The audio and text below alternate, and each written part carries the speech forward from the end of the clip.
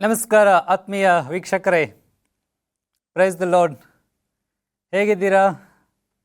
Hope channel ಇಂಡಿಯಾದ ಮೂಲಕವಾಗಿ ದೇವರ ವಾಕ್ಯವನ್ನು ಕಲಿಯೋದಕ್ಕೆ ದೇವರ ಸೇವಕನಾದ ನಾನು ನಿಮ್ಮನ್ನು ಪ್ರೀತಿಯಿಂದ ಸ್ವಾಗತಿಸುತ್ತೇನೆ.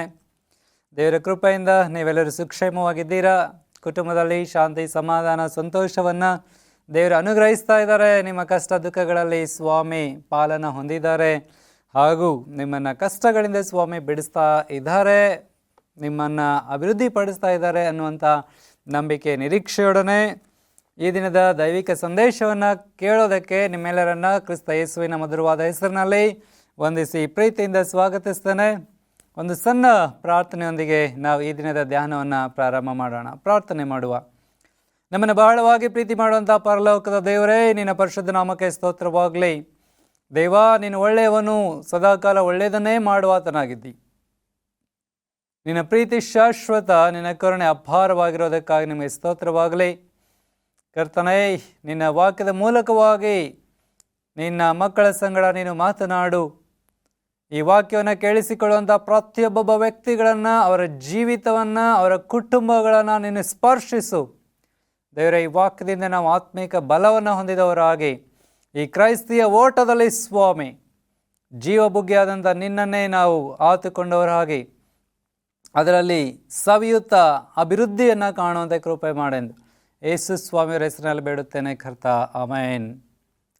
ಆತ್ಮೀಯ ದೇವಜನರೇ, ಜೀವಬುಗ್ಗೆ ಎಂಬ ಶೀರ್ಷಿಕೆ ಅಡಿಯಲ್ಲಿ ನಾವು ದೇವರ ವಾಕ್ಯವನ್ನು ಕಲಿತಾ ಇದ್ದೇವೆ ಈ ತ್ರೈಮಾಸಿಕದಲ್ಲಿ. ಸೊ ಈ ದಿವಸ ನಾನು ನಿಮ್ಮ ಸಂಗಡ ಹಂಚಿಕೊಳ್ತಾ ಇರುವಂತಹ ಸಂದೇಶದ ಮುಖ್ಯ ಭಾಗ ಯಾವುದಪ್ಪ ಅಂತ ಹೇಳಿದರೆ, ಅದು ಕೀರ್ತನೆಗಳ ಪುಸ್ತಕದಿಂದ ತೆಗೆದಿದ್ದು. ಫಸ್ಟ್ ಆಫ್ ಆಲ್, ಕೀರ್ತನೆಗಳು ಅನ್ನೋ ಪದವನ್ನು ಕೇಳಿದ ತಕ್ಷಣ ಒಂಥರ ಮನಸ್ಸು ರೋಮಾಂಚನ ಆಗುತ್ತೆ. ಯಾಕಂತ ಹೇಳಿದ್ರೆ ಈ ಕೀರ್ತನೆಗಳ ಪುಸ್ತಕ ನಿಮ್ಮೆಲ್ಲರಿಗೂ ತಿಳಿದಿರುವ ಹಾಗೆ ಇದು ಭಾಳ ಅದ್ಭುತವಾಗಿರುವಂಥ ವಿಚಾರಗಳನ್ನು ಮತ್ತು ಭಾಳ ಸುಂದರವಾದಂತಹ ಪದಗಳೊಂದಿಗೆ ಜೋಡಣೆ ಆದಂಥ ಒಂದು ಸಂಗೀತ ಅಲ್ವಾ. ಸೊ ಈ ಕೀರ್ತನೆ ಅಂತ ಹೇಳಿದ್ರೆ ಸಣ್ಣ ಮಕ್ಕಳಿಗೂ ಭಾಳ ಖುಷಿ, ಅದನ್ನು ಓದೋದಕ್ಕೆ, ಅದನ್ನು ಹಾಡೋದಕ್ಕೆ, ಅದನ್ನು ಕೇಳೋದಕ್ಕೆ, ಅದನ್ನು ಧ್ಯಾನ ಮಾಡೋದಕ್ಕೆ, ಅದನ್ನು ಕಂಠಪಾಠ ಮಾಡೋದಕ್ಕೆ, ಅದರಲ್ಲಿರುವಂಥ ವಿಚಾರಗಳನ್ನು ತಿಳ್ಕೊಳ್ಳೋದಕ್ಕೆ, ಕಥೆಗಳನ್ನು ಕೇಳೋದಕ್ಕೆ ತುಂಬಾ ಸಂತೋಷ ಪಡ್ತಾರೆ ಮಕ್ಕಳು. ಹಾಗೆ ದೊಡ್ಡವರು, ಎಸ್ಪೆಷಲಿ ಯೌವನಸ್ಥ ಮಕ್ಕಳಿಗೆ ಇದರಲ್ಲಿ ಭಾಳಷ್ಟು ಜ್ಞಾನದ ಹಾಗೂ ಬಹಳಷ್ಟು ಅನುಭವದ ವಿಚಾರಗಳಿರೋದ್ರಿಂದ ಅವರು ಸಹ ಇದನ್ನು ಇಷ್ಟಪಡ್ತಾರೆ. ವಯಸ್ಸಾಗಿರೋಂಥವ್ರಿಗೂ ಸಹ. ಒಟ್ಟಿನಲ್ಲಿ ಹೇಳೋದಾದರೆ ಕೀರ್ತನೆಗಳು ಅಂತ ಹೇಳಿದ್ರೆ ನಮ್ಮೆಲ್ಲರಿಗೂ ತುಂಬಾ ಖುಷಿ. ಯಾಕಂತ ಹೇಳಿದ್ರೆ ಎಷ್ಟೊಂದು ವಾಗ್ದಾನದ ವಚನಗಳನ್ನು ನಾವು ಇದರಲ್ಲಿ ಕಾಣ್ಬೋದು, ಆದರಣೆ ಮಾತುಗಳನ್ನು ಕಾಣ್ಬೋದು. ಎಷ್ಟು ಚೆನ್ನಾಗಿದೆ. ಸೊ ಬನ್ನಿ, ಹಾಗಾದರೆ ಇವತ್ತು ನಾನು ನಿಮ್ಮ ಸಂಗಡ ಹಂಚಿಕೊಳ್ತಾ ಇರುವಂಥ ಕೀರ್ತನೆಗಳ ಪುಸ್ತಕದ 34ನೇ ಅಧ್ಯಾಯಕ್ಕೆ ನಿಮ್ಮ ಸತ್ಯವೇದವನ್ನು ತಿರುಗಿಸ್ರಿ. ಅದರಲ್ಲಿ ಇರುವಂಥ ಅಂಶಗಳನ್ನು ನಾನು ಇವತ್ತು ನಿಮ್ಮ ಸಂಗಡ ಹಂಚಿಕೊಳ್ತಾ ಇದ್ದೇನೆ. ಕೀರ್ತನೆಗಳ ಪುಸ್ತಕ 34ನೇ ಅಧ್ಯಾಯ.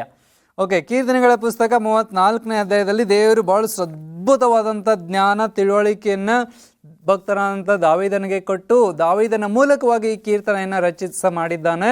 ಇದು ದಾವೀದನು ರಚಿಸಿದಂಥ ಕೀರ್ತನೆ. ಓಕೆ, ದಾವೀದನು ಈ ಕೀರ್ತನೆಯನ್ನು ಯಾವಾಗ ರಚಿಸ್ತಾನೆ, ಯಾಕೆ ರಚಿಸ್ತಾನೆ ಅನ್ನೋಂಥದ್ದು ಭಾಳ ಅದ್ಭುತವಾಗಿರುವಂಥ ಸಂಗತಿ. ಇದರ ಹಿನ್ನೆಲೆಯನ್ನು ಒಂದು 2 ಮಾತಲ್ಲಿ ಹೇಳೋದಕ್ಕೆ ಬಯಸ್ತೀನಿ. ಏನಪ್ಪ ಅಂತ ಹೇಳಿದ್ರೆ, ಭಕ್ತನಾದಂಥ ದಾವೀದನು ಫಿಲಿಸ್ಟಿಯರೊಡನೆ ಹೋರಾಟ ಮಾಡಿ, ಕಳೆದ ಸಂದೇಶದಲ್ಲಿ ನಾವು ಕೇಳಿದ ಹಾಗೆ ಆತನು ಗೋಲಿಯಾತನನ್ನು ಕೊಂದಾದ ತದನಂತರ ಆತನು ಹೀಗೆ ಅನೇಕ ಸ್ಥಳಗಳಲ್ಲಿ ಆತನು ಸೌಲನೊಂದಿಗೆ ಯುದ್ಧದಲ್ಲಿ ಪಾಲನ ಹೊಂತಾನೆ.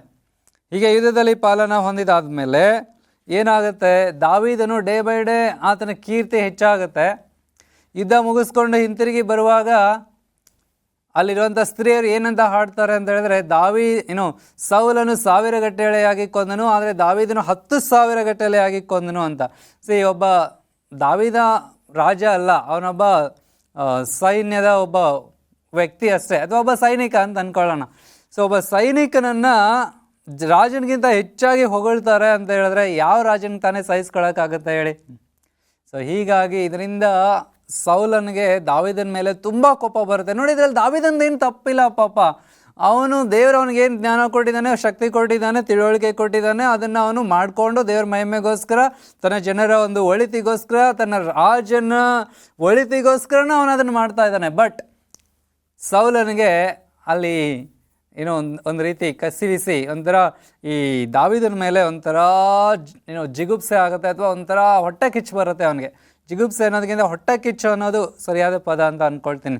ಸೊ ಹೊಟ್ಟೆ ಕಿಚ್ಚು ಆಗುತ್ತೆ, ದಾವೀದನನ್ನು ಹೇಗಾದರೂ ಮಾಡಿ ಕೊಲ್ಲಬೇಕು ಅಂತ ಹೇಳಿ ಅವನು ಪ್ರಯತ್ನ ಮಾಡ್ತಾನೆ. ಹೀಗಿರುವಾಗ ದಾವೀದನು ಈ ಸೌಲನಿಂದ ತಪ್ಪಿಸಿಕೊಂಡು ಆತನು ಅಲಿಯೋದಕ್ಕೆ ಪ್ರಾರಂಭ ಮಾಡ್ತಾನೆ. ಹೀಗೆ ಆತನು ಅಲಿತಾ ಆತನು ಏನು ಮಾಡ್ತಾನೆ ಅಂತ ಹೇಳಿದ್ರೆ, ಆತನು ನೋಬಕ್ಕೂ ಅಲ್ಲಿಂದ ಗತ್ ಊರಿಗೂ ಆತನು ಹೋಗ್ತಾನೆ. ಇಲ್ಲಿ ಹೋದಾಗ ನೀವು 1 ಸಾಮುವೇಲ 21ನೇ ಅಧ್ಯಾಯದ ವಚನ 12ರಿಂದ 15 ನೀವು ಓದಿದ್ರೆ ಭಾಳ ಚೆನ್ನಾಗಿ ಇದು ನಿಮ್ಗೆ ಗೊತ್ತಾಗುತ್ತೆ. ಅಥವಾ 21ನೇ ಅಧ್ಯಾಯವನ್ನು ಪೂರ್ತಿಯಾಗಿ ಓದಿ, ತುಂಬ ಚೆನ್ನಾಗಿದೆ. ಅಲ್ಲಿ ಏನು ಇನ್ಸಿಡೆಂಟ್ ನಡೀತಲ್ಲ ಅದೇ ವಿಚಾರವನ್ನು ಕುರಿತು ದಾವೀದನು ಈ ಕೀರ್ತನೆಯನ್ನು ರಚಿಸ್ತಾನೆ. ಓಕೆ, ಸೊ ಅಬೀಮೆಲೆಕನ ಎದುರಿನಲ್ಲಿ ಹೋದಾಗ ದಾವೀದ ಒಂದು ರೀತಿ ಹುಚ್ಚನಂತ ನಟನೆ ಮಾಡ್ತಾನೆ. ಅವನು ಹುಚ್ಚಲ್ಲ, ಆದರೆ ಹುಚ್ಚನಂತ ನಟನೆ ಮಾಡ್ತಾನೆ. ಯಾಕೆ ನಟನೆ ಮಾಡ್ದ ಅಂತ ಹೇಳಿದ್ರೆ, ದಾವೀದ ಅವನನ್ನು ಕೊಲ್ಲೋದಕ್ಕೆ ಬೆನ್ನು ಹತ್ತಿದ್ದ. ಹೀಗಿರುವಾಗ ಆತನು ತಪ್ಪಿಸ್ಕೊಂಡು ಹೋಗ್ತಾನೆ. ಆತನು ಆ ಗತ್ ಊರಿನ ಅಬೀಮೆಲೆಕನ ಬಳಿಗೆ ಹೋದಾಗ ಅಲ್ಲಿ ಏನಾಗುತ್ತೆ ಅಂತ ಹೇಳಿದ್ರೆ, ಅಲ್ಲಿದ್ದಂಥ ಅನೇಕ ಸ್ತ್ರೀಯರು ದಾವೀದನನ್ನು ನೋಡಿ, ಯೂತ್ನೇ ಅಲ್ವಾ ಸೌಲನು 1000 ಗಟ್ಟಲೆ ಆಗಿ ಕೊಂದರೆ, ಈತನ 10,000 ಗಟ್ಟಲೆ ಆಗಿ ಕೊಂದಂಥ ವ್ಯಕ್ತಿ ಈತನೇ ಅಲ್ವಾ ದಾವೀದ ಅಂತ ಅವನನ್ನು ಏನು ಮಾಡ್ತಾರೆ, ಗುರುತಿಸ್ತಾರೆ.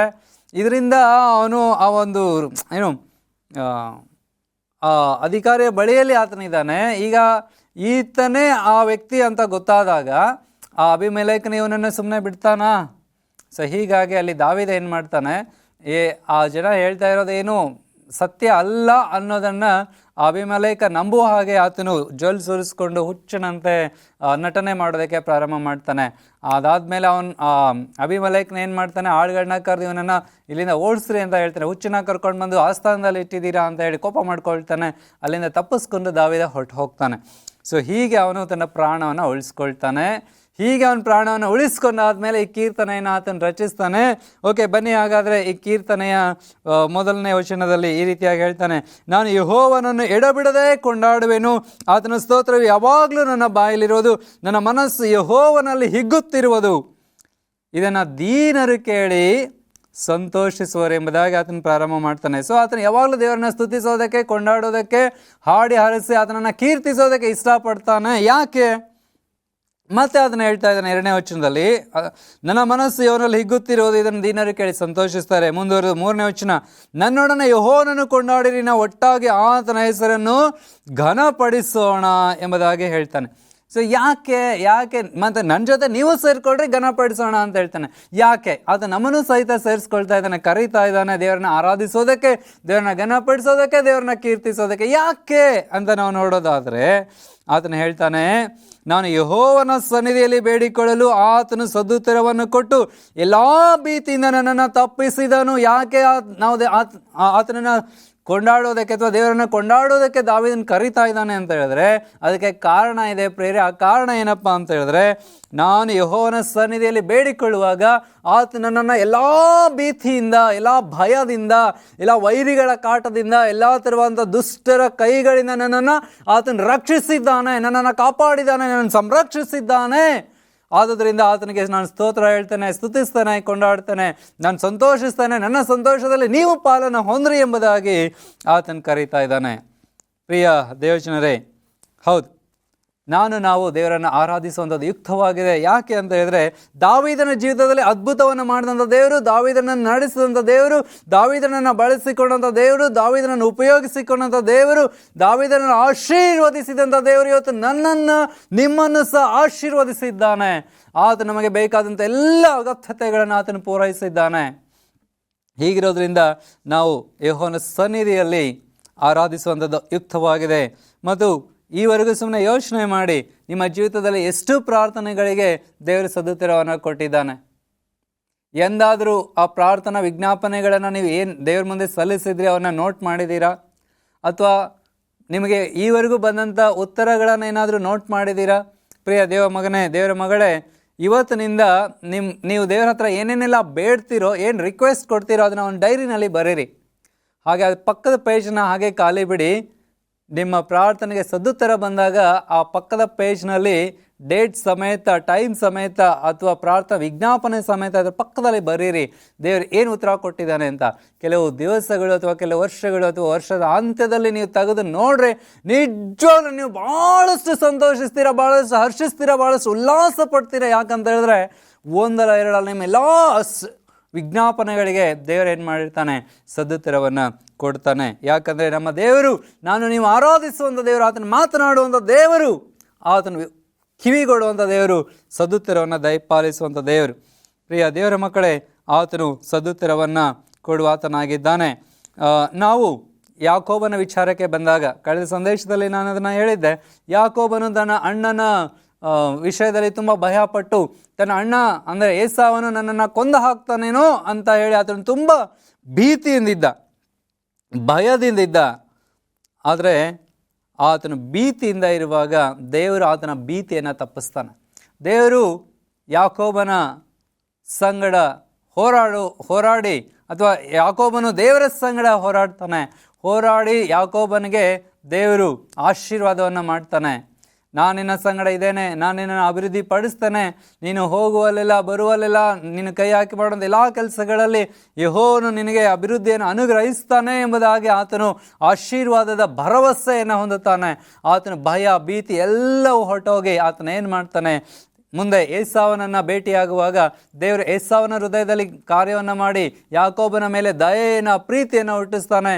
ಏಸಾವನು ಬಂದು ತನ್ನ ಸಹೋದರನಾದ ಯಾಕೋಬನನ್ನು ತಬ್ಬಿಕೊಂಡು ಗೊಳೋ ಅಂತ ಅಳ್ತಾನೆ, ಪ್ರೀತಿ ತೋರಿಸ್ತಾನೆ, ಆತನನ್ನು ಅಪ್ಪಿಕೊಳ್ತಾನೆ, ಮುದ್ದಿಸ್ತಾನೆ, ನನ್ನ ತಮ್ಮನೇ ಎಂಬುದಾಗಿ ಆತನು ಎದೆಗೆ ಅಪ್ಪಿಕೊಂಡು ಆತನನ್ನು ಗೌರವಿಸ್ತಾನೆ. ಪ್ರಿಯರೇ, ನಾವು ದೇವರ ಮೇಲೆ ಆತ್ಕೊಳ್ಳುವಾಗ, ನಾವು ದೇವರನ್ನು ಹುಡುಕುವಾಗ, ನಾವು ದೇವರನ್ನು ಆತುಕೊಂಡು ಆತನೇ ಸರ್ವಸ್ವ ಎಂಬುದಾಗಿ ನಾವು ಸಂಪೂರ್ಣವಾಗಿ ಆತನ ಮೇಲೆ ನಾವು ಆತನಿಗೆ ಅಧೀನರಾದಾಗ ಆದರೂ ಪರಿಸ್ಥಿತಿಗಳನ್ನು ಬದಲಾಯಿಸ್ತಾನೆ, ನಮ್ಮ ವೈರಿಗಳಿಂದ ನಮ್ಮನ್ನು ರಕ್ಷಿಸ್ತಾನೆ, ನಮ್ಮ ಭೀತಿಯಿಂದ, ನಿಮ್ಮ ಭಯದಿಂದ ಆತನ ರಕ್ಷಿಸ್ತಾನೆ. ಹಾಗಾದರೆ ಇವತ್ತು ನಿಮಗೆ ಯಾವ ಭೀತಿ ಕಾಡ್ತಾ ಇದೆ? ಯಾವ ಭಯದಿಂದ ನೀವು ನರಳ್ತಾ ಇದ್ದೀರಾ?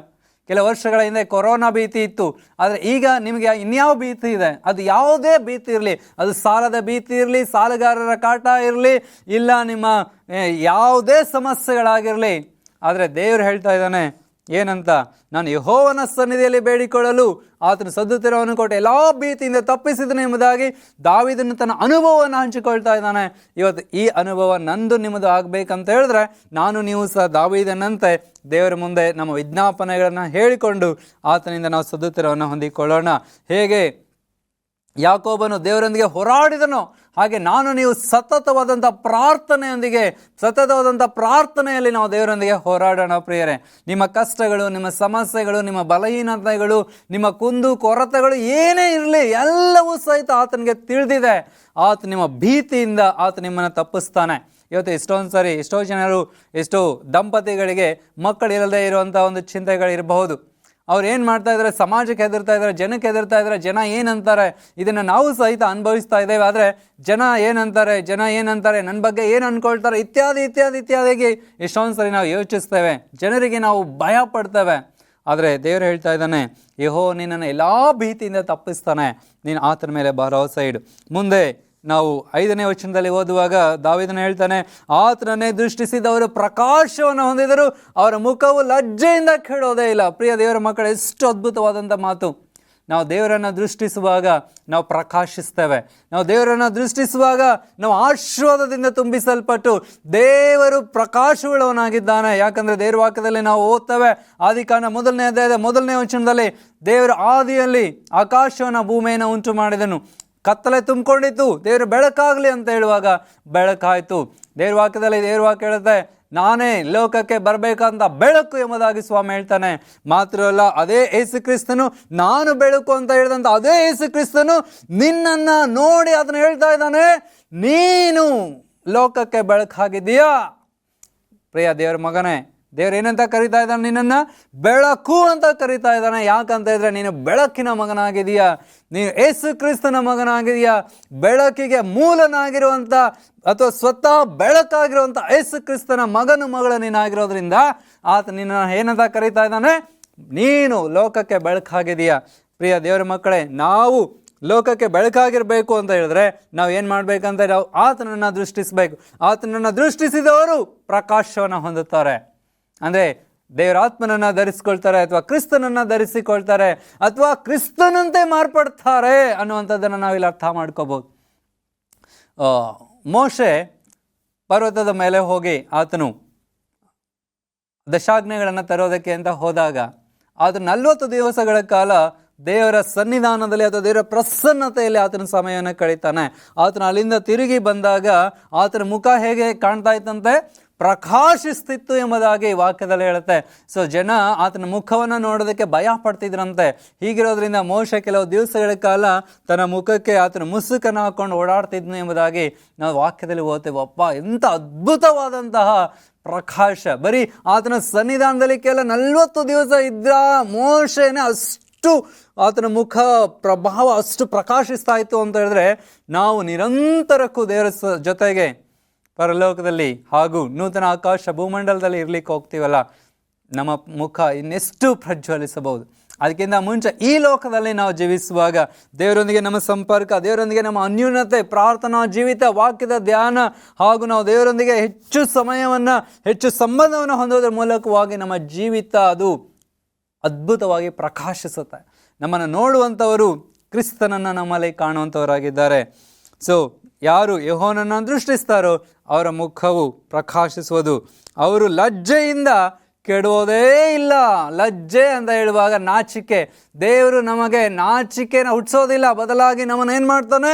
ಆತನು ಸ್ಥಿತಿವಂತರನ್ನಾಗಿ ಮಾಡ್ತಾನೆ. ನಾವು ಇತರರ ಮುಂದೆ ತಲೆ ತಗ್ಗಿಸದೆ ನಾವು ತಲೆ ಎತ್ತಿ ನಿಲ್ಲುವಂತೆ ಸ್ವಾಮಿ ಮಾಡುವಾತನಾಗಿದ್ದಾನೆ. ಪ್ರಿಯ ದೇವ ಮಗನೇ, ದೇವರ ಮಗಳೇ, ಇವತ್ತು ನೀನು ಅನೇಕ ವಿಷಯಗಳಲ್ಲಿ ಜನರ ಮುಂದೆ ತಲೆ ತಗ್ಗಿಸ್ತಾ ಇದೆಯಾ? ತಲೆ ತಗ್ಗಿಸುವಂಥ ಕಾರ್ಯದಲ್ಲಿ ನೀನು ಗೊತ್ತಿಲ್ಲದೇನೋ ಭಾಗವಹಿಸಿದೆಯಾ? ಅಥವಾ ಕಾರಣಾಂತರಗಳಿಂದ ಜನ ನಿನ್ನನ್ನು ತಲೆ ತಗ್ಗಿಸುವಂತೆ ಮಾಡಿದಾರಾ? ಚಿಂತೆ ಮಾಡಬೇಡ್ರಿ, ದೇವ್ರು ನಿಮ್ಮ ಜೊತೆಗಿದ್ದಾನೆ. ನೀವು ಯೆಹೋವನನ್ನು ದೃಷ್ಟಿಸೋದಾದರೆ ನಿಮ್ಮ ಮುಖವು ಲಜ್ಜೆಯಿಂದ ಕೆಡುವುದೇ ಇಲ್ಲ. ಆತ ನಿನ್ನನ್ನು ಅಭಿವೃದ್ಧಿಪಡಿಸುವಾತನಾಗಿದ್ದಾನೆ. 6ನೇ ವಚನದಲ್ಲಿ ಹೇಳುತ್ತೆ, ಕಷ್ಟದಲ್ಲಿದ್ದ ಈ ಮನುಷ್ಯನು ಮೊರೆ ಇಡಲು ಯೆಹೋವನು ಕೇಳಿ ಎಲ್ಲ ಬಾಧೆಗಳಿಂದ ಬಿಡಿಸಿದನು. ಯೆಹೋವನ ಭಯಭಕ್ತಿಯುಳ್ಳವರ ಸುತ್ತಲೂ ಆತನ ದೂತನು ದಂಡಿಳಿಸಿ ಕಾವಲಾಗಿದ್ದು ಕಾಪಾಡುತ್ತಾನೆ. ಇಷ್ಟು ಅದ್ಭುತನಾಗಿರುವಂಥ ದೇವರು ನಮ್ಮ ದೇವರು. ಕಷ್ಟದಲ್ಲಿ ನಾವು ಇರುವಾಗ, ಸಮಸ್ಯೆಯಲ್ಲಿ ನಾವು ಸಮಸ್ಯೆಯಲ್ಲಿ ಇದ್ದೀನಿ ಅಂತ ಹಿಂಗೆ ಕುತ್ಕೊಳ್ಳೋದಲ್ಲ, ಚಿಂತೆ ಮಾಡೋದಲ್ಲ, ಬೇಸರಗೊಂಡು ಅಯ್ಯೋ ನಾನು ಸಮಸ್ಯೆಯಲ್ಲಿದ್ದೀನಿ ಅಂತೇಳಿ ಬರೀ ಮನುಷ್ಯರ ಮುಂದೆ ಹೇಳ್ಕೊಂಡು ಹೋಗೋದಲ್ಲ, ಸ್ನೇಹಿತರ ಮುಂದೆ ಹೇಳ್ಕೊಂಡು ಹೋಗೋದಲ್ಲ, ನೆರೆಯವ್ರ ಮುಂದೆ ಹೇಳ್ಕೊಡೋದಲ್ಲ. ಪ್ರಿಯರೇ, ನಾವು ಮನುಷ್ಯರ ಮುಂದೆ ನಮ್ಮ ಸಮಸ್ಯೆ ಕಷ್ಟಗಳನ್ನು ಹೇಳ್ಕೊಂಡ್ರೆ ಅವ್ರು ಅದನ್ನು ಕೇಳ್ಬೋದು, ಒಂದು ಕಿವಿಯಿಂದ ಕೇಳಿ ಒಂದು ಕಿವಿಯಿಂದ ಬಿಟ್ಟು ಬಿಡ್ಬೋದು, ಅಥವಾ ಅದನ್ನು ತೆಗೆದುಕೊಂಡು ಹೋಗಿ ಬೇರೆ ಅದಕ್ಕೆ ಕತೆ ಕಟ್ಟಿ ಇನ್ನೊಂದು ಥರ ಹೇಳ್ಬೋದು ಬೇರೆಯವ್ರ ಹತ್ರ ಹೋಗಿ. ಆದರೆ ನಾವು ಯೆಹೋವನ ಮುಂದೆ ಬೇಡಿಕೊಳ್ಳುವಾಗ ದೇವ್ರ ವಾಕ್ಯ ಹೇಳ್ತಾರೆ, ಕಷ್ಟದಲ್ಲಿದ್ದ ಈ ಮನುಷ್ಯನು, ದಾವೀದನು ಕಷ್ಟದಲ್ಲಿದ್ದಾಗ ಆತನ ಮೊರೆ ಇಡಲು ಯೆಹೋವನು ಆತನ ಮೊರೆಯನ್ನು ಕೇಳಿದನು. ಹಳೆ ಒಡಂಬಡಿಕೆಯಲ್ಲಿ ದಾನಿಯೇಲ ಮತ್ತು ಆತನ ಸ್ನೇಹಿತರ ಕುರಿತಾಗಿ ನಾವು ಓದ್ತೇವೆ. ದಾನಿಯೇಲನು ಮತ್ತು ಆತನ ಸ್ನೇಹಿತರಿಗೆ ಬಂದೊದಗಿದಂಥ ಕಷ್ಟ, ಎಂಥ ಕಷ್ಟ! ಆತನ ಸ್ನೇಹಿತರು ಶಾದ್ರಕ್, ಮೇಷಕ್, ಅಬೇದ್ನೆಗೋ ಅಥವಾ ಹನನ್ಯ, ಮಿಶಾಯೇಲ್, ಅಜರ್ಯ ಅವರಿಗೆ ಬೆಂಕಿಯಲ್ಲಿ ಹಾಕುವಂಥ ಶೋಧನೆ ಬಂತು. ಈ ಕಡೆ ದಾವೀದನಿಗೆ ಸಿಂಹದ ಗವಿಯಲ್ಲಿ ಹಾಕುವಂಥ ಶೋಧನೆ ಬಂತು. ಆದರೆ ಅವರು ಭಯ ಪಡಲಿಲ್ಲ. ಅವರು ವಿನಮ್ರರಾಗಿ ದೇವರ ಮುಂದೆ ನಂಬಿಗಸ್ತರಾಗಿ ಪ್ರಾಮಾಣಿಕರಾಗಿ ನಡೆದುಕೊಂಡ್ರು. ಹಾಗೂ ರಾಜನಾದಂಥ ನೆಬೂಕದ್ನೆಚ್ಚರನಿಗೆ ಬಿದ್ದಂಥ ಕನಸನ್ನು ತಿಳಿಸದೆ ಹೋದರೆ ಮರಣದಂಡನೆ ಶಿಕ್ಷೆ ಅಲ್ಲಿ ಬಂದೊದಗಿತ್ತು. ಆದರೆ ದಾನಿಯೇಲ ಮತ್ತು ಆತನ ಸ್ನೇಹಿತರು ದೇವರ ಮುಂದೆ ಮೊಣಕಾಲೂರಿ ಪ್ರಾರ್ಥಿಸುವಾಗ ದೇವರು ಅವ್ರಿಗೆ ಏನು ಮಾಡಿದ? ಸದುತ್ತರವನ್ನು ದಯಪಾಲಿಸಿದ. ಕಷ್ಟದಲ್ಲಿದ್ದ ಈ ಮನುಷ್ಯರು ಮೊರೆ ಇಡಲು ಯೆಹೋವನು ಕೇಳಿ ಎಲ್ಲ ಇಕ್ಕಟ್ಟಿನಿಂದ, ಎಲ್ಲ ಬಾಧೆಯಿಂದ ಆತನ ಅವರನ್ನು ರಕ್ಷಿಸಿದನು. ಯೆಹೋವನ ಭಯಭಕ್ತಿಯುಳ್ಳವರ ಸುತ್ತಲೂ ಆತನ ದೂತನು ದಂಡಿಳಿಸಿ ಕಾವಲಾಗಿದ್ದು ಕಾಪಾಡ್ತಾನೆ. ಶಾದ್ರಕ್, ಮೇಷಕ್, ಅಬೇದ್ನೆಗೋ ಅವರು ದೇವರ ಭಯಭಕ್ತಿಯುಳ್ಳವರಾಗಿದ್ದರಿಂದ ಬೆಂಕಿಯಲ್ಲಿ ಅವರು ನಡೆಯುವಾಗಲೂ ಅವರು ಆ ಬೆಂಕಿಯ ವಾಸನೆಯೂ ಸಹಿತ ಅವ್ರಿಗೆ ಬಡಿಲಿಲ್ಲ. ಪ್ರಿಯರೇ, ಈ ಕಥೆ, ಈ ವಿಚಾರಗಳನ್ನ ನಾವು ಎಷ್ಟು ಸಾರಿ ಕೇಳಿಸ್ಕೊಂಡಿದ್ದೀವಿ ನಮ್ಮ ಲೈಫಲ್ಲಿ. ಆದರೆ ಪ್ರಾಕ್ಟಿಕಲ್ ಅಂತ ಬಂದಾಗ ನಾವು ಇದನ್ನು ಅನುಭವಿಸ್ತಾ ಇದ್ದೀವಾ? ನೀವು ಇದನ್ನು ಅನುಭವಿಸ್ತಾ ಇದ್ದೀರಾ? ಈ ವಾಕ್ಯದ ಮೇಲೆ ಭರವಸೆ ಇಟ್ಟಿದ್ದೀರಾ? ಶಾದ್ರಕ್, ಮೇಷಕ್, ಅಬೇದ್ನೆಗೋ ಅವರ ಅನುಭವ ನಿಮ್ಮ ಅನುಭವ ಆಗಿದೆನಾ? ಪ್ರಿಯ ದೇವಜನರೇ, ಯೆಹೋವನ ಭಯಭಕ್ತಿಯುಳ್ಳವರ ಸುತ್ತಲೂ ಆತನ ದೂತನು ದಂಡಿಳಿಸಿ ಕಾವಲಾಗಿದ್ದು ಕಾಪಾಡ್ತಾನೆ. ಇವತ್ತು ಎಷ್ಟೋ ಜನ ಈ ಲೋಕದಲ್ಲಿ ಅನೇಕ ಕ್ರೈಸ್ತರು ಸಹಿತ ಈ ಮಾಟ ಮಂತ್ರ ದೆವ್ವ ಪೀಡೆ ಪಿಶಾಚಿ ಇತ್ಯಾದಿ ಇತ್ಯಾದಿ ಇತ್ಯಾದಿ ವಿಷಯಗಳಿಗೆ ಹೆದರಿ ನಡುಗ್ತಾ ಇದ್ದಾರೆ. ರಾತ್ರಿ ಕತ್ಲಾಯ್ತು ಅಂದರೆ ಮನೆಯಿಂದ ಹೊರಗಡೆ ಬರಲಿಕ್ಕಿಲ್ಲ. ಎಷ್ಟೋ ಎಷ್ಟೋ ಎಷ್ಟೋ ವಿಷಯದಲ್ಲಿ ಬಲಹೀನರಾಗಿ ಹೋಗಿದ್ದೀರಾ. ದೇವ್ರ ವಾಕ್ಯ ಹೇಳ್ತಾ ಇದೆ, ನಾವು ದೇವರಲ್ಲಿ ಭಯಭಕ್ತಿಯುಳ್ಳವರಾಗಿ ಜೀವಿಸುವಾಗ ಆತ ನಮ್ಮ ಸುತ್ತಲೂ ಏನು ಮಾಡ್ತಾ ಇದ್ದಾನೆ? ತನ್ನ ದೂತರನ್ನ ದಂಡಿಳಿಸಿ ಕಾವಲಾಗಿದ್ದು ಕಾಪಾಡ್ತಾನೆ. ಬರೀ ಒಬ್ಬನನ್ನಲ್ಲ, ಇಬ್ಬರನ್ನಲ್ಲ, ದಂಡು ಅಂತ ಹೇಳ್ತಾರೆ. ದಂಡು ಅಂತ ಹೇಳುವಾಗ ಇಟ್ ಈಸ್ ಮೋರ್ ದೆನ್ 1000. ಸ್ವಾಮಿ ನಮ್ಮ ಸುತ್ತಲೂ ಸಾವಿರಾರು ದೂತರನ್ನ ದಂಡಿಳಿಸಿ ಕಾವಲಾಗಿದ್ದು ಕಾಪಾಡ್ತಾನೆ. We think that we are treating as a royal in the sight of God. ಇವತ್ತು ಯಾರಾದರೂ ಒಬ್ಬ MLA ಅಥವಾ ಒಬ್ಬ MP ಯಾರಾದರೂ ಹೋಗ್ತಾ ಇದ್ದಾರೆ, ಅಥವಾ ಒಂದು ಸಿನಿಮಾ ಆ್ಯಕ್ಟರ್ ಹೋಗ್ತಾ ಇದ್ದಾರೆ ಅಂತ ಹೇಳಿದ್ರೆ ಅವ್ರ ಸುತ್ತಲೂ ಏನಿರ್ತಾರೆ? ಬಾಡಿ ಗಾರ್ಡ್ಸ್ ಇರ್ತಾರಲ್ಲ. ಎಷ್ಟು ಜನ ಇರ್ತಾರೆ ಅಮ್ಮಮ್ಮ ಅಂದರೆ? 2, 3, 10 ಜನ, 20 ಜನ, 50 ಜನ. ಆದರೆ ದೇವ್ರ ವಾಕ್ಯ ಹೇಳ್ತಾ ಇದೆ, ನಮ್ಮ ಸುತ್ತಲೂ ದೇವರು ಎಂಥ ದಂಡನ್ನು ಇಟ್ಟಿದ್ದಾರೆ, ಅಥವಾ ಎಷ್ಟು ದೂತರನ್ನು ಇಟ್ಟಿದ್ದಾರೆ? ಒಂದು ದೊಡ್ಡ ದಂಡನ್ನು ಅದನ್ನು ಇಟ್ಟಿದ್ದಾನೆ. ದಂಡು ಅಂತ ಹೇಳುವಾಗ I think it's more than 5000. ಎಷ್ಟು ಶ್ರೇಷ್ಠನಾಗಿದೆಯಾ ನೀನು ದೇವರ ದೃಷ್ಟಿಯಲ್ಲಿ? ನಾನು ನೀವುಗಳು ಎಷ್ಟು ಅಮೂಲ್ಯರಾಗಿದ್ದೇವೆ ದೇವರ ದೃಷ್ಟಿಯಲ್ಲಿ. ಎಷ್ಟರ ಮಟ್ಟಿಗೆ ಸ್ವಾಮಿ ನಮ್ಮನ್ನು ಪ್ರೀತಿಸ್ತಾ ಇದ್ದಾನೆ. ಪ್ರಿಯ ದೇವರ ಮಕ್ಕಳೇ, ಯೆಹೋವನ ಭಯಭಕ್ತಿಗಳ ಸುತ್ತಲೂ ಆತನ ದೂತನು ದಂಡಿಳಿಸಿ ಕಾವಲಾಗಿದ್ದು ಕಾಪಾಡ್ತಾನೆ. ಇದಕ್ಕಿಂತ ಅದ್ಭುತವಾಗಿರುವಂಥ ವಾಗ್ದಾನ ಬೇಕಾ ನಮಗೆ? ಇದಕ್ಕಿಂತ ಅದ್ಭುತವಾಗಿರುವಂಥ ಸಾಂತ್ವನ ಬೇಕಾ ನಿಮಗೆ? ಇದಕ್ಕಿಂತ ಅದ್ಭುತವಾಗಿರುವಂಥ ಮಾತು ಬೇಕಾ ನಿಮಗೆ? ದೇವರು ಹೇಳ್ತಾ ಇದ್ದಾನೆ, ಕಾವಲಾಗಿದ್ದು ಕಾಪಾಡ್ತೀನಿ ಅಂತ ಹೇಳ್ತಾ ಇದ್ದಾನೆ. ಎಂಥ ಅದ್ಭುತನಾಗಿರುವಂಥ ದೇವರು, ನಮ್ಮನ್ನು ಪ್ರೀತಿಸುವಂಥ ದೇವರು, ನಮ್ಮನ್ನು ಕನಿಕರಿಸುವಂಥ ದೇವರು, ನಮ್ಮ ಸಂಗಡ ಇರುವಂಥ ಇಮ್ಮಾನುವೇಲನು ನಮಗೆ ಇವತ್ತು ಈ ವಿಚಾರವನ್ನು ಹೇಳ್ತಾ ಇದ್ದಾನೆ. ಈಗ 8ನೇ ವಚನವನ್ನು ಸ್ವಲ್ಪ ಗಮನಿಸಿ ಇವತ್ತು ನಾನು ಈ ಸಂದೇಶವನ್ನು ಮುಕ್ತಾಯ ಮಾಡ್ತೇನೆ.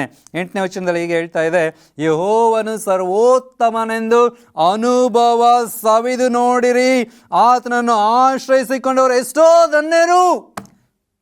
ಕರ್ತರ್ ನಲ್ಲವರೆಂದು ರುಚಿತ ಪಾರಂಗಲ್ ಎಂಬುದಾಗಿ ತಮಿಳಲ್ಲಿ ಹೇಳುತ್ತೆ, ಇಂಗ್ಲಿಷ್ನಲ್ಲಿ ಹೇಳುತ್ತೆ taste and C god is good. ಕನ್ನಡದಲ್ಲಿ ಸ್ವಾಮಿ ಹೇಳ್ತಾ ಇದ್ದಾರೆ ಏನಂತ? ಯೆಹೋವನು ಒಳ್ಳೆಯವನೆಂದು ಅನುಭವದಿಂದ ತಿಳಿದು ನೋಡು. ಇವತ್ತು ದೇವರ ಮಗನೇ, ದೇವರ ಮಗಳೇ, ನೀನು ದೇವರ ಮಗನು ಮಗಳು ಎಂಬುದಾಗಿ ಹೇಳಿಕೊಂಡಾಗ್ಯೂ ಇವತ್ತು ದೇವರು ಒಳ್ಳೆಯವನಾಗಿದ್ದಾನೆ ಎಂಬುದಾಗಿ ಆತನನ್ನು ರುಚಿಸಿ ನೋಡಿದ್ದೀಯಾ? ರುಚಿಸಿ ನೋಡಿರೋ ಪಕ್ಷಕ್ಕೆ ದೇವರಿಗೆ ಸ್ತೋತ್ರವಾಗಲಿ.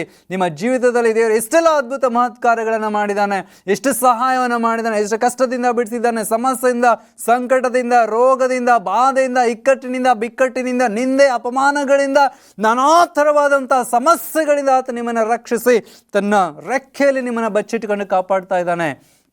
ಹೀಗಿರೋದ್ರಿಂದ ಇವತ್ತು ನಾವು ಏನು ಮಾಡಬೇಕಂತೆ? ದಾವೀದನು ಹೇಗೆ ದೇವರು ಒಳ್ಳೆಯವನೆಂಬುದಾಗಿ ಅನುಭವ ಸವಿದು ನೋಡಿದ್ನೋ ಹಾಗೆ ನಾನು ನೀವು ದೇವರೊಂದಿಗೆ ಅನುಭವ ಸವಿದು ನೋಡಬೇಕಾಗಿದೆ. ಆತನನ್ನು ಅನುಭವಿಸುವುದಾದರೆ ನಿಜವಾಗ್ಲೂ ನಮ್ಮ ಜೀವನ ಭಾವನ ಆಗುತ್ತೆ. ನಾವು ದೇವರನ್ನು ಅನುಭವಿಸೋಣ. ನಾವು ಆತನನ್ನು ಮನಸ್ಫೂರ್ತಿಯಾಗಿ ಆರಾಧಿಸುತ್ತಾ, ನಮ್ಮ ಕೈಗಳನ್ನೆತ್ತಿ, ನಮ್ಮ ಕಣ್ಣುಗಳನ್ನು ಮುಚ್ಚಿ ಆತನನ್ನು ಆರಾಧಿಸ್ತಾ, ದೇವರೇ ನೀನು ತುಂಬ ಒಳ್ಳೆಯವನಪ್ಪ, ನೀನು ಯಾವಾಗಲೂ ಒಳ್ಳೆಯದನ್ನೇ ಮಾಡುವಂಥ ದೇವರು ಎಂಬುದಾಗಿ ನಾವು ಆತನನ್ನು ಕೂಗಿ ಕರೆಯುವಾಗ, ನಾವು ಆತನನ್ನು ಅನುಭವಿಸುವಾಗ ನಾವು ಆಶೀರ್ವಾದವನ್ನು ಹೊಂದುತ್ತೇವೆ. ಇವತ್ತು ದೇವರನ್ನು ನೀವು ಅನುಭವಿಸೋದಾದರೆ ನನ್ನ ಸಂಗಡ ನಿಮ್ಮ ಕಣ್ಣುಗಳನ್ನು ಮುಚ್ಚಿರಿ, ನಾನು ನಿಮಗೋಸ್ಕರ ಪ್ರಾರ್ಥಿಸುವೆನು. ನಾವು ಒಟ್ಟಾಗಿ ಪ್ರಾರ್ಥನೆ ಮಾಡೋಣ. ದೇವಾ, ಯೆಹೋವನೇ ನೀನು ಒಳ್ಳೆಯವನಪ್ಪ, ನೀನು ಒಳ್ಳೆಯದನ್ನೇ ಮಾಡುವಂಥ ದೇವರು ಸ್ವಾಮಿ. ದಾವೀದನ ಜೀವಿತದಲ್ಲಿ ಎಷ್ಟೊಂದು ಅದ್ಭುತ ಮಹತ್ಕಾರ್ಯಗಳನ್ನು ಮಾಡಿದಂಥ ದೇವರು ನೀನು. ಇವತ್ತು ನಮ್ಮೆಲ್ಲರ ಜೀವಿತದಲ್ಲಿ ನೀನು ಮಹತ್ಕಾರ್ಯವನ್ನು ಮಾಡಿದ್ದಿ. ಈ ವಾಕ್ಯವನ್ನು ಕೇಳ್ತಾ ಇರುವಂಥ ಈ ನಿನ್ನ ಮಕ್ಕಳು ಯಾವ ಭೀತಿಯಿಂದ ನರಳ್ತಾ ಇದ್ದಾರೋ, ಭೀತಿಗೆ ಒಳಗಾಗಿದ್ದಾರೋ, ಅದೆಲ್ಲದರಿಂದ ನೀನು ಬಿಡಿಸೋದಕ್ಕೆ ಶಕ್ತನಾಗಿದ್ದೀಯಪ್ಪ. ಅದಕ್ಕಾಗಿ ನಿನಗೆ ಸ್ತೋತ್ರ ಸಲ್ಲಿಸ್ತೇವೆ. ದೇವರೇ, ಈ ಮಕ್ಕಳನ್ನು ಆಶೀರ್ವಾದ ಮಾಡು. ನಾವು ನಿನ್ನನ್ನು ಅನುಭವ ಸವಿದು ನೋಡುವಂತೆ ನಮ್ಮ ಮನೋನೇತ್ರಗಳನ್ನು ನೀನು ಬೆಳಗಿಸು. ಯಾವಾಗಲೂ ನಿನ್ನನ್ನು ಅನುಭವಿಸುತ್ತಾ ನಿನ್ನೊಂದಿಗೆ ಸದಾಕಾಲ ಬದುಕೋದಕ್ಕೆ ಎಲ್ಲ ನಿನ್ನ ಮಕ್ಕಳಿಗೆ ಹೆಚ್ಚಿನ ಆಶೀರ್ವಾದಗಳನ್ನು ದಯಪಾಲಿಸೆಂದು ಯೇಸು ಸ್ವಾಮಿಯ ಹೆಸರಲ್ಲಿ ಪ್ರಾರ್ಥಿಸುತ್ತೇವೆ ತಂದೆಯೇ, ಆಮೇನ್. Price the lord. ದೇವರು ನಿಮ್ಮ ಸಂಗಡ ಇರಲಿ. ಧನ್ಯವಾದಗಳು.